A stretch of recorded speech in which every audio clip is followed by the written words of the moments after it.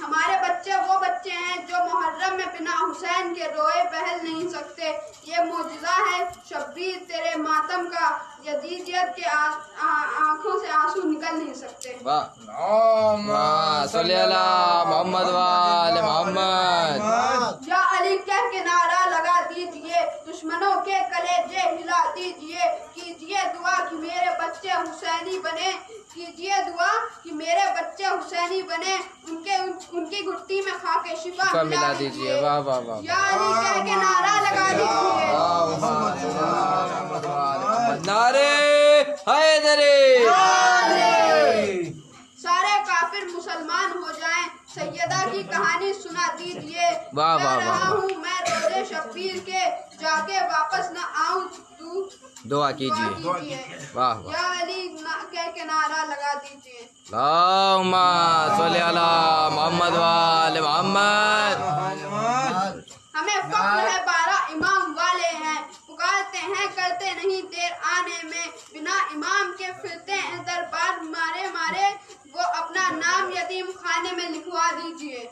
अल्लाहुम्मा सल्ली अला मोहम्मद वाले मोहम्मद। हुसैन बन के जमाने पे छा गई ज़ैनब, ज़बान तेब से कूफा हिला गई ज़ैनब। खुदा कसम ये एहसान बिन्त ज़हरा का, हुसैन का मातम सिखा गई ज़ैनब।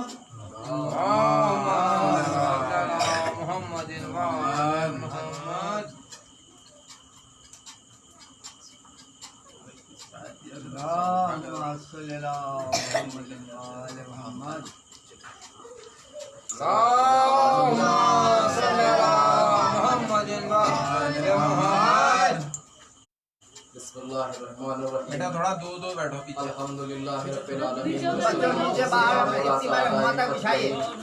मिन यौमिना हाज़ा इला यौमिद्दीन।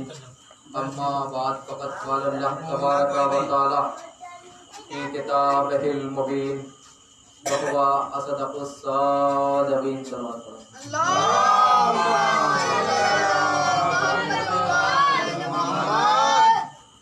अज़ीज़ान मोहतरम, आज माह मुहर्रम की अय्याम अज़ा की इस अशरे की 7वीं तारीख है। आपके सामने बहुत ही मुख्तसर सी गुफ्तगू के लिए मौजूद हुआ हूँ। हम अलीउन वलीउल्लाह को मानने वाले हैं, हम रसूल के नवासे को मानने वाले हैं, और बारहा मैं कोशिश करता हूँ कि हमारी मजलिसों का मकसद और हमारी इस मुख्तसर सी गुफ्तगू, इस छोटी सी इबादत का मौजू विलायत अली इब्न अबी तालिब रहे। एक बात बहुत छोटे से वक्त के लिए आपके सामने पेश करता हूँ। चलो कि हमारी पिछली मजलिसों में भी आप विलायत अली और अलीउल वलीउल्लाह के ऊपर हमारी गुफ्तगू पे तवज्जो देते हुए आ रहे हैं। लिहाजा मैं आज भी यही सोच रहा हूँ कि एक छोटी सी बात आपके समातों के हवाले करता चलूं। इस्लाम के अंदर मुसलमानों के 73 फिरके बने। इस चीज का जिक्र है, 73 फिरके हैं। अब एक फिरका वाहिद ऐसा है जो जन्नती होगा। 73 फिरकों में 72 फिरके ऐसे हैं जो सारे काम एक तरफ के अंजाम देते हैं, लेकिन सिर्फ एक ऐसा काम है जो वो 73वें फिरके से जुदा है। 72 फिरके एक ऐसा काम है जो नहीं करते। आप सभी को ले लीजिए,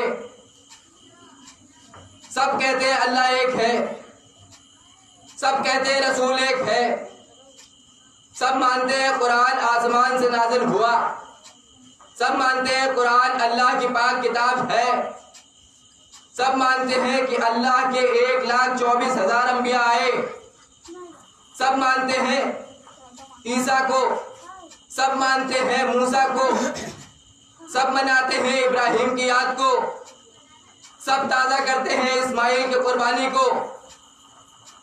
हर जगह पे एक जगह है, नमाज वो भी पढ़ते हैं, रोजा वो भी रखते हैं, इबादत वो भी करते हैं, लेकिन ऐसी कौन सी जुदा इबादत है जो वो नहीं करते? भाई नमाज भी पढ़ते हैं, अल्लाह को भी मानते हैं, रसूल को भी मानते हैं, ज़कात वो भी देते हैं, रोजे वो भी रखते हैं, हज को वो भी मानते हैं। अब ऐसा कौन सा अमल है, ऐसा कौन सा अंजाम है जो उस फिरके से जुदा है? अब आइए, अली वलीउल्लाह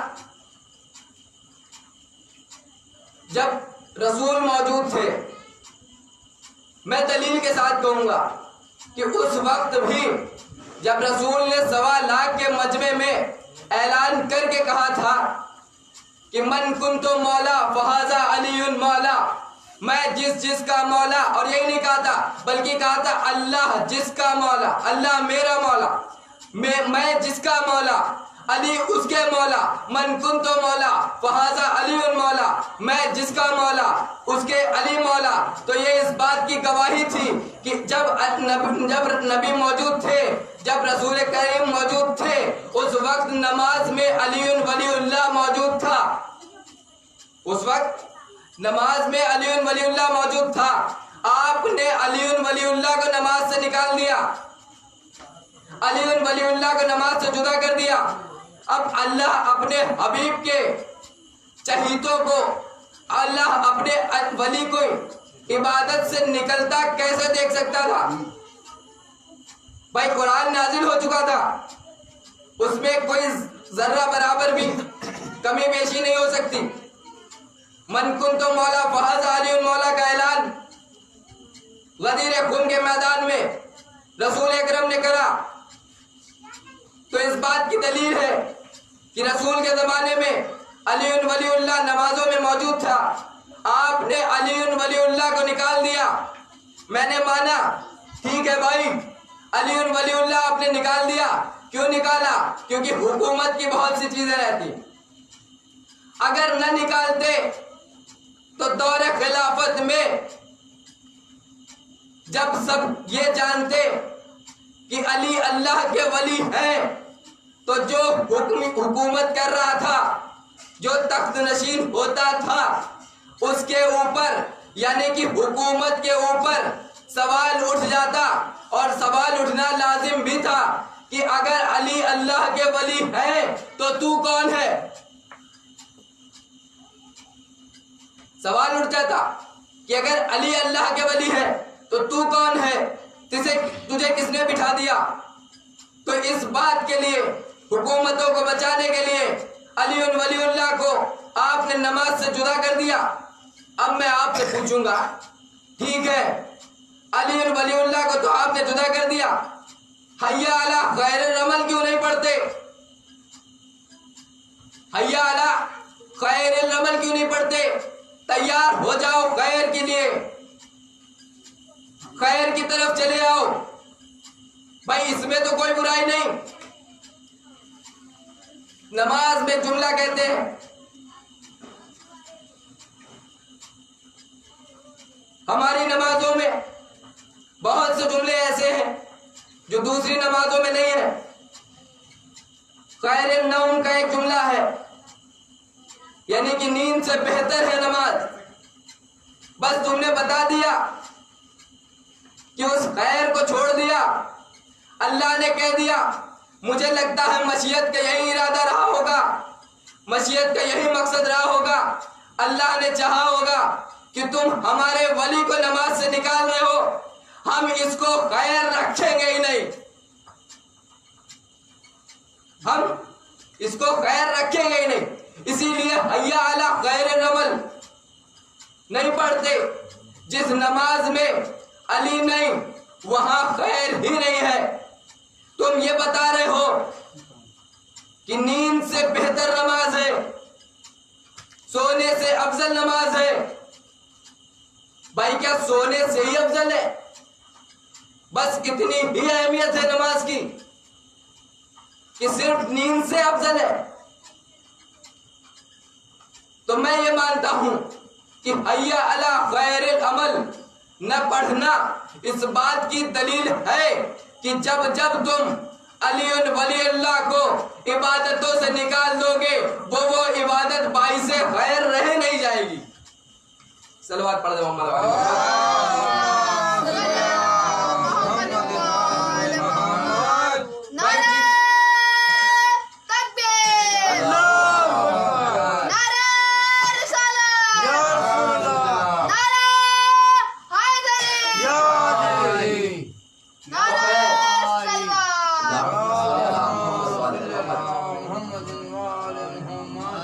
खैर इबादत वो बाई से कबूल ही नहीं जहां अली ना हो।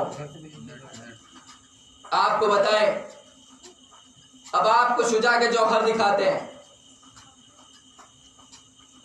चलिए अपनी गुफ्तगू को बढ़ाते हुए आपको ले चलते हैं एक जंग में, जिस जंग को जंगे खंदक कहा जाता है। जंगे खंदक, खंदक माने गड्ढा, गड्ढा, गड्ढों वाली जंग। इस जंग में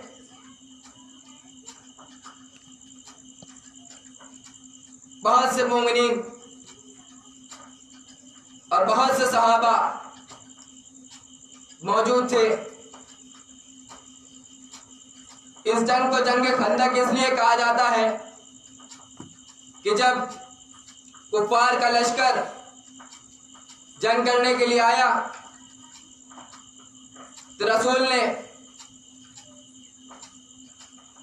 ऐलान किया कि इन कुफारों के बीच में और हमारे खैमों के दरमियान एक गड्ढा खोद दिया जाए, एक गड्ढा खोद दिया जाए, एक खंदक कायम कर दी जाए। रसूल का हुक्म हुआ, गड्ढा खोदा गया, खंदक तैयार की गई।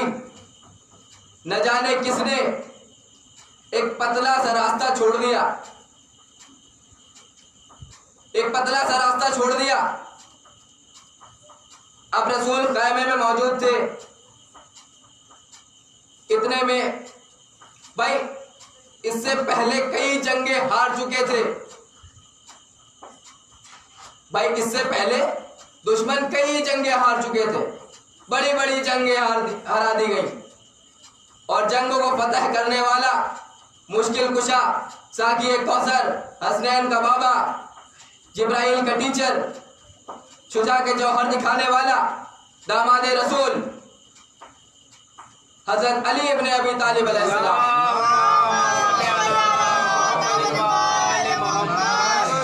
कई जंगों में मुंह की खानी पड़ गई थी। अब सोचा ये था कि भाई अब ये मौका बहुत अच्छा है, अली किसी भी तरह से हार मानने को तैयार नहीं है। अब ये मौका है अली को नीचा दिखाने का, अली से बदला लेने का। वोट हुए, बड़े बड़े कलाकार बुलाए गए, बड़े बड़े बहादुरों को देखा गया। उनमें से एक था अम्र इब्ने अब्दवद, अपने जमाने का बहुत बड़ा तीरंदाज, बहुत बड़ा बहादुर। बताते हैं कि उसका एक नाश्ता जो होता था वो एक ऊंट के बराबर होता था।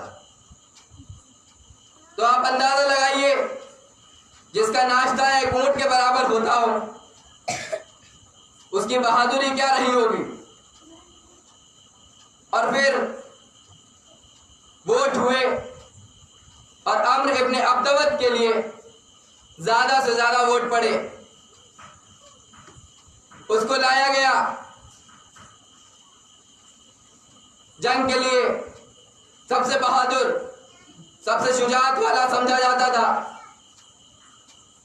अब वो उसी रास्ते से जो रास्ता छोड़ दिया गया था, अब मैं ये नहीं बताऊंगा किसने वो रास्ता छोड़ा था, वो तारीखों में मिलेगा, लेकिन जो रास्ता छोड़ दिया गया था उसी रास्ते से वो दाखिल हुआ और दाखिल होने के बाद में नबी के ख़ैमों पे हमला किया और एक जुमला कहा। जो सहाबा इकराम मौजूद थे उनसे कहा कि अगर तुम मुझे मार दो तब भी जन्नती और मेरे हाथों मर जाओ तब भी जन्नती, तो कौन है जो मेरे मुकाबले में आए। ये कहने के बाद रसूल के रौदे पे हमला किया, रसूल के खैमे पे हमला किया। जैसे ही रसूल के खैमे पे हमला किया, एक मर्तबा रसूल बाहर निकले, रसूल का जमाल नुमा चेहरा जलाल में तब्दील हो चुका था, रसूल का चेहरा सुर्ख हो चुका था। रसूल ने जुमला कहा कि कौन है जिसने इतनी जुर्रत करी, जिसने मेरे खैमे पे हमला किया। अब बाहर निकल के देखा तो सहाबी डरे हुए थे। अम्र इब्ने अब्दवत एक खूंखार की तरह तलवार खींचे हुए खड़ा था। मौला अली मौजूद हैं। रसूल खुदा ने जैसे ही कुछ कहना चाहा, एक सहाबी आगे बढ़े और कहा कि या रसूलल्लाह, या रसूलल्लाह, इसके मुकाबले पे कोई नहीं जाएगा। कहा क्यों नहीं जाएगा? कहा अरे सुना है कि एक बार ये सो रहा था और डाकू आए, इसके काफिले को लूट के चले गए और इसके काफिले को जैसे ही लूट के गए ये नींद से बेदार हुआ। नींद से बेदार होने के बाद में ये जैसे ही उठा तो इसके काफिले वालों ने बताया कि डाकू आए और हमें लूट कर ले गए, यहाँ तक तेरा सामान भी लूट ले गए। ये पढ़ा, इसने एक ऊंटनी के बच्चे को उठाकर ढाल बनाकर उन डाकुओं पे हमला किया और उन सबको मार दिया। वो बेचारे वैसे ही इसकी शक्ल देख के डरे हुए थे। अब इसने उससे अपना माल तो वापस लिया ही, साथ में उनका माल भी छीन लिया। सलवात पढ़ो मोहम्मद वाले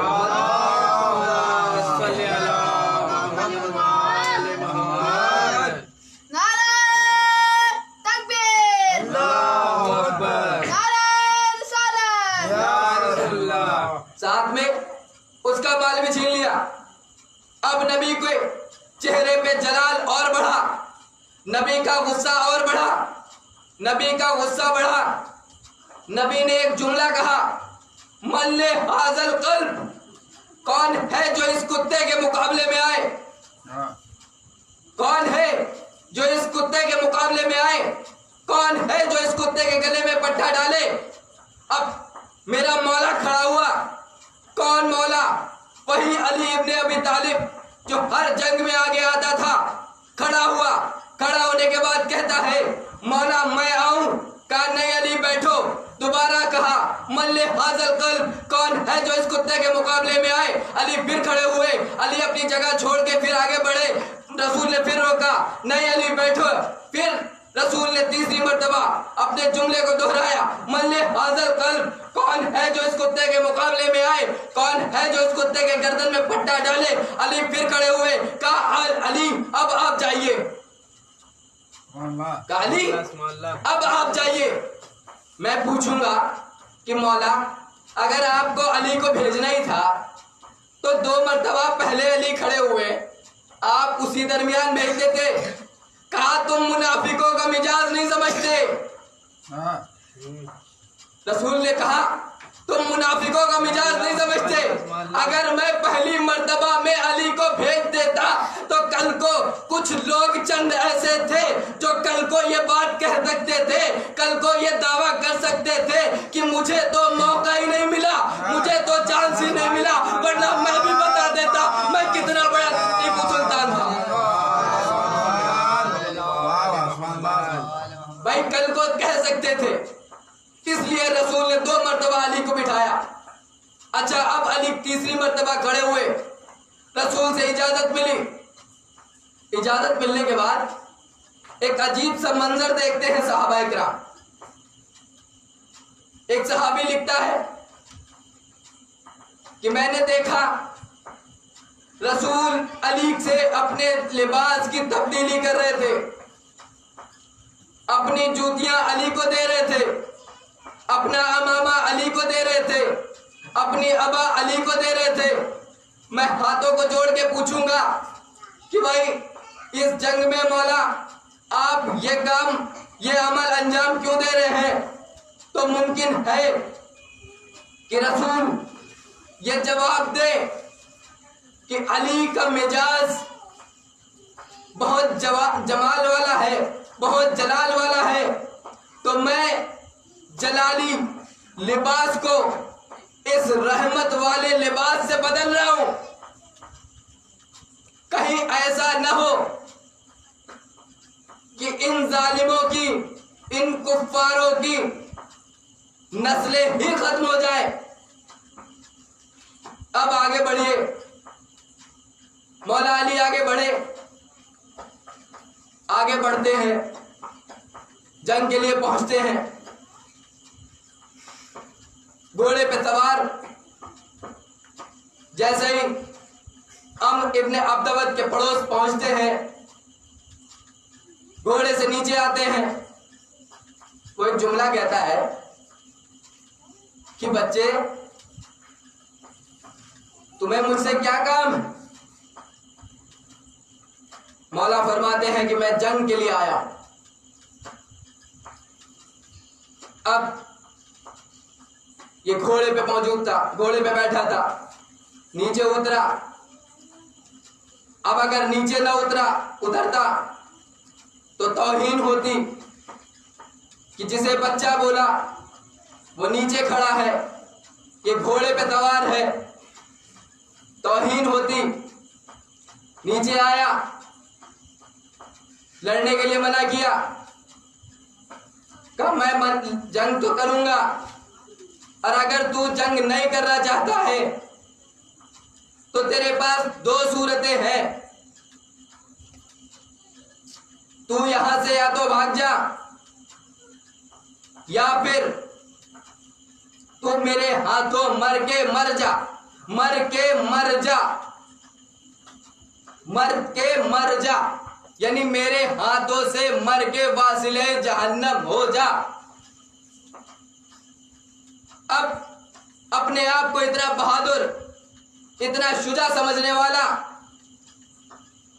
देखिए मुनाफिक था लेकिन गैरतमंद था, मुनाफिक था लेकिन गैरतमंद था। कहा या अली, अगर मैं यहां से पीठ दिखाकर भाग गया तो औरतें ताना देंगी, लिहाजा मैं जंग करूंगा। अब जंग के लिए तैयार हुआ, इसने अली से बोला कि तुम हमला करो। मौला ने कहा नहीं, हाशिमी घराने का रिवाज है कि हम पहले हमला नहीं करते। अब इसने हमला करना चाहा, इसने जैसे ही तलवार निकाली और हमला करना चाहा, मौला अली फौरन इसको गिराए और इसको गिराने के बाद इसके सीने पे चढ़ के बैठ गए। अब इसके सीने पे जब चढ़ के बैठ गए, अब ये घबरा गया और अपनी बेइज्जती महसूस करने लगा। अब अपनी तौहीन कैसे महसूस करता? तो अली को हटाना था, इसने फौरन ही एक ऐसा अमल अंजाम दिया जिससे मौला की तौहीन हुई, मौला की चेहरे की बेहुरमती करी। इसने मौला के चेहरे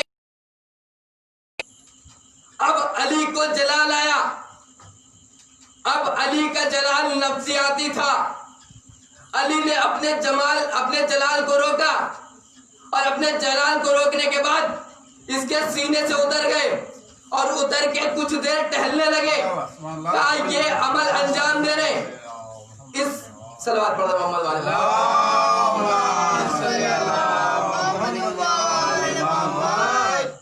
भाई तवज्जो है हाज़रीन महफिल, हाज़रीन मजलिस, तवज्जो। अब हजरत अली इसके सीने से उतर के कुछ देर टहलने लगे।